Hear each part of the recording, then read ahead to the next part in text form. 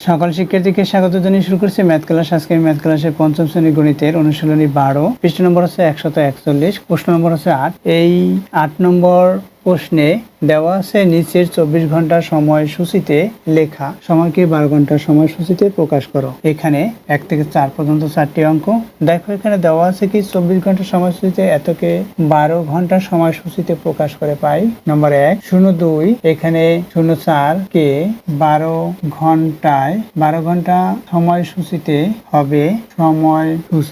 হবে দেখো এখানে 02 অর্থাৎ এখানে রাত 02 শুরু হয় রাতে, অর্থাৎ পূর্বাহ্ন হবে। পূর্বাহ্ন 2:04 অর্থাৎ রাত 2:04। এটা হবে সাধারণত রাত 2টা, পূর্বাহ্ন 2:04, 2:04 হলো। এরপর দেখো নম্বর 2, এখানে নম্বর 2তে কি দেওয়া আছে 15, অর্থাৎ এখানে 15:04 কে 12 একই লেখা বিধি আমি কমা চিহ্ন ব্যবহার করতেছি। সময়সূচিতে হবে কি হবে সেটা দেখিয়ে দেই। এখানে 15 থেকে 12 বিয়োগ করি, কত হলো তাহলে 3, অর্থাৎ 3:04। তাহলে কি হবে এটা 3:04, এখানে 15টা যেহেতু 3টা অর্থাৎ পূর্বাহ্ন হয়নি, এটা অপরাহ্ন হয়েছে, অপরাহ্ন 3:04 অর্থাৎ এখানে বিকেল 3টা আমরা এভাবে লিখতে পারি, বিকেল 3:04।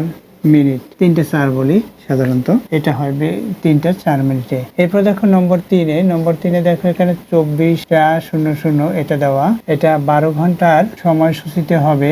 12 ঘন্টার সময়সূচিতে হয় এখানে 24 থেকে 12 বিয়োগ অর্থাৎ 12:00 অর্থাৎ রাত 12টা, এটা আমরা লিখতে পারি রাত 12টা। এরপর হচ্ছে 4 নম্বর, দেখো 4 নম্বর এখানে দেওয়া আছে 21:13, এখানে 21 থেকে একইভাবে 21 থেকে 12 বিয়োগ, তাহলে কত হয় দেখো 9 হয়, অর্থাৎ 9:13। এখানে কি লিখতে হবে রাত 9:13। এটা বোঝা যাচ্ছে, এটা থেকে এটা বোঝা যায়। আশা করি বুঝতে পেরেছো এই অঙ্কগুলো কিভাবে করতে হয়। এতক্ষণ ম্যাথ ক্লাসের সাথে থাকার জন্য সকলকে ধন্যবাদ জানিয়ে আজকের মতো বিদায় নিচ্ছি।